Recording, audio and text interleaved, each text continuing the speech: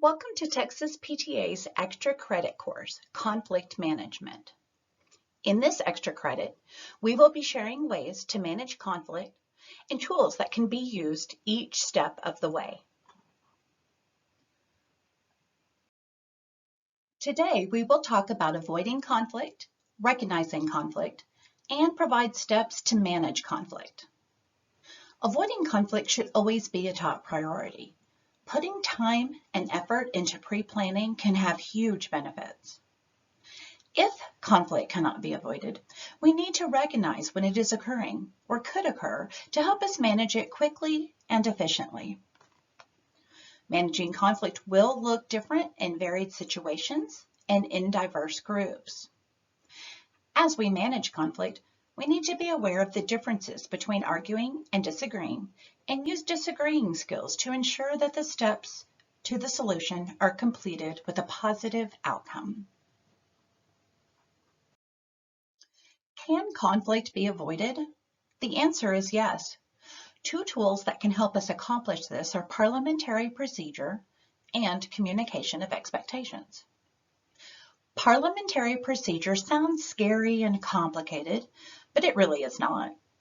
The principles of parliamentary law exist to provide justice and courtesy to everyone concerned, protect the rules of the minority, reflect the rule of the majority, is partial to none, and it considers one subject or agenda item at a time. If all concerned knew exactly what was expected in a situation, there would be less chance for misunderstandings and for conflict to arise. Some examples of communicating expectations are to discuss board member expectations, communicating board roles and responsibilities, establishing meeting expectations. These are just a few examples of how to help ensure that all are on the same page. Even when we try to avoid conflict, we must remember that conflict can occur. Assumptions and perceptions are often at the center of conflict. We must remember that we are all individuals, and as such, we all bring different things to the table. Every person has a unique and different set of opinions, beliefs, and perspectives about situations, topics, and the world. These experiences and personal preferences are what make people interesting, brainstorming fun, and eventually helps turn ideas into positive and progressive change.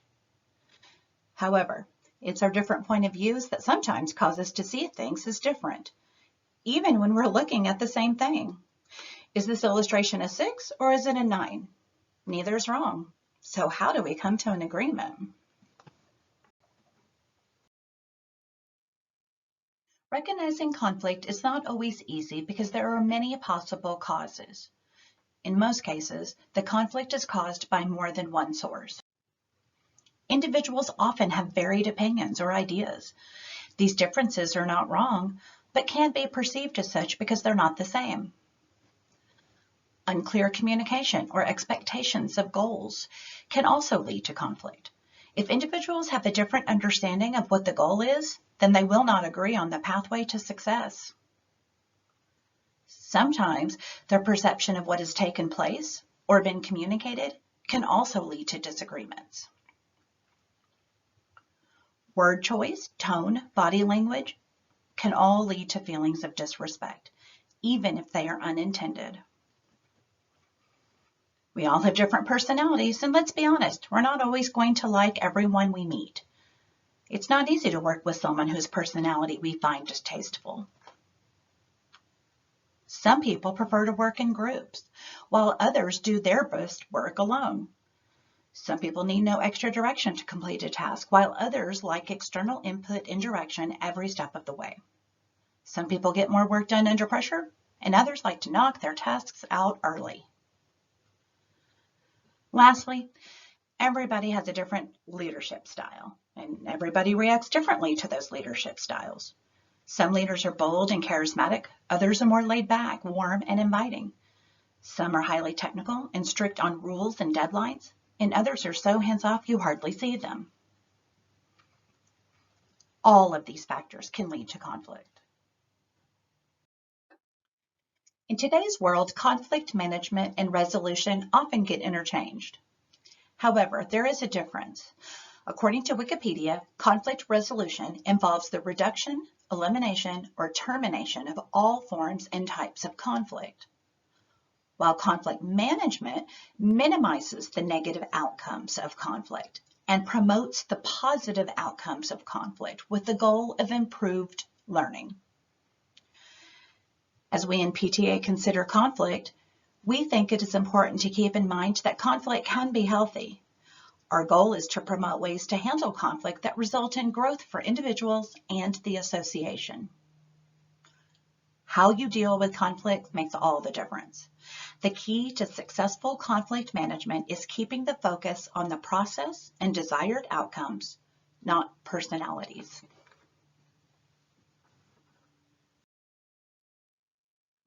There are steps that can be taken to manage conflict. The first step is to identify the problem. Have each party describe what they think the problem is.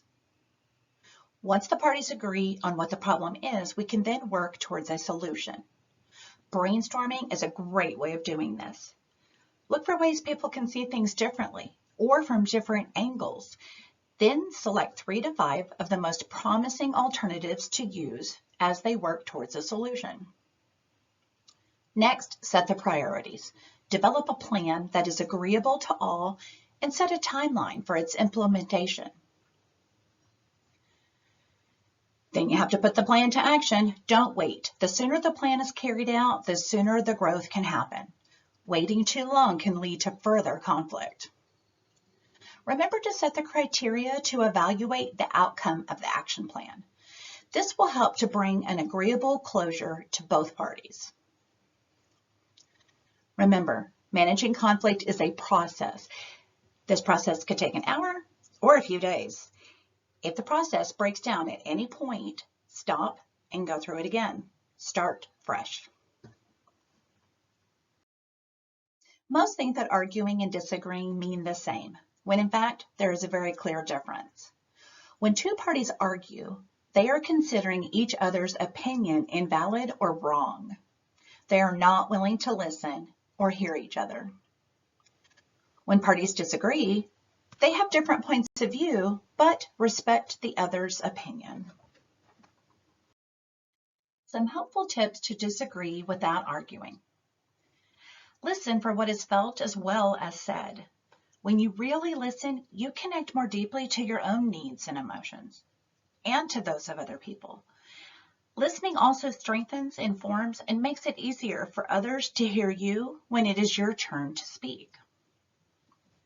When you are speaking, it's always more productive to look the other person in the eyes, use a calm, even tone of voice with a regular volume, and to use precise language rather than exaggerations by avoiding terms like always and never. Always maintain respect for the other person.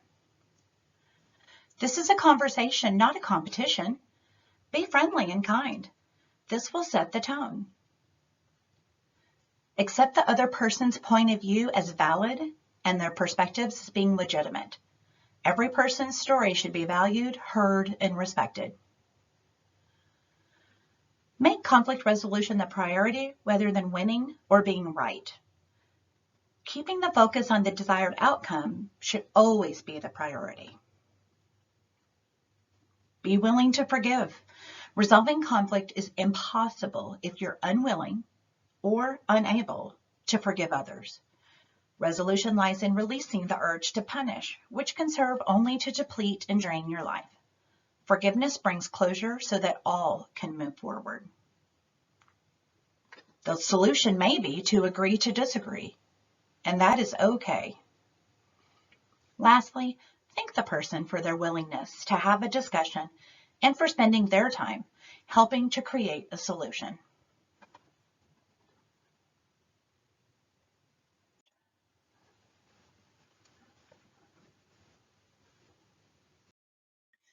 Conflict should not be considered a negative thing. It can be healthy by providing an opportunity for growth. The goal of conflict management is to reach a win-win for all parties involved. If one person does not feel success, then the conflict has not been managed. and will only continue. Disagreeing can be beneficial. Arguing is disrespectful and unproductive. Just to recap, remember to use tools to avoid, recognize, and manage conflict, and always encourage disagreeing instead of arguing. Here are some resources, and if you need support, please reach out to your council president, your field service representative, or other Texas PTA support. Thank you for attending Conflict Management. To learn more about additional leadership skills, check out our full resource library at texaspta.org/leadership.